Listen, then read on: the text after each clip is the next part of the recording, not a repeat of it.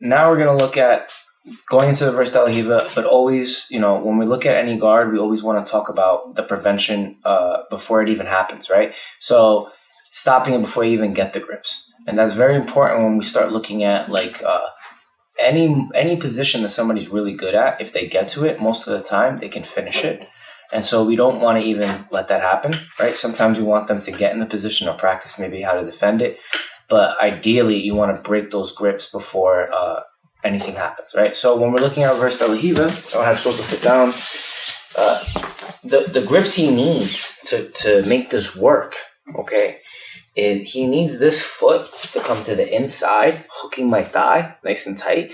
And then he needs the hand, whether it's around it, whether it's pulling the heel, or whether it's underneath, to tighten it and make it go counter tension on my knee, okay? And then he needs the other free hand to either pull the hand or go in the armpit while the other foot is monitoring and kicking, okay? So all these things together is very deadly, okay? So one of the things that you look at right away is that most of the time, the most readily available thing that they can do is grab the heel, right? So come to the side. He'll grab the heel, okay? And this is easy to pry. The one that's harder to pry is when he goes underneath, okay? But there's other openings when he goes underneath. But ideally, right, before any of this happens, right, so he hooks the foot, right, this foot's always going to be here. So we're always looking to control. This foot's always going to help push me so that anything, I'm off-center and at base, and he can get his grips back into play. All right, so when I'm looking at it, if we were here in versatile riva, and we'll talk about it in a sec, but I need to pop this grip off, I need to control this, I need to sit in this frame, and I need to pull this hand off, okay? So when I look at it and we step in and he falls, most of the time, if they're upright, they'll catch a del riva right here, versatile riva, and they catch here. We want to stop that right away. So the minute we even feel that, we know where they're going. We know their hand's going here. We know the hook is going to be on the thigh. So we know right away that we're going to go catching. We're going to pop off, close the space, okay? Now there's no space for him to get that back up. And then we have to worry about this foot. So controlling downward on the ankles, most common. Controlling on the toes helps a lot as well, okay? But ideally we're here. And then sometimes he's framing, he's bumping, and then he'll get that reverse del riva hook back in, okay?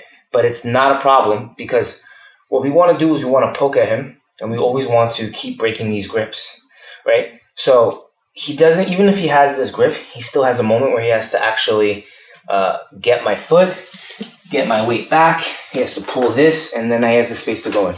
So as long as my pressure is forward, I'm always able to kind of pop this off, control the hand, and then control. So everything kind of goes, he goes here, I go 1, 2 at the same time, and then I know that other foot's going to help, and then this hand will weave in, okay? So anytime this foot comes in, I can weave in, or it comes in, I can weave down and come in, all right? But we're closing this hip line in this space, which forces him to use his frames to frame on me so that I can't keep advancing.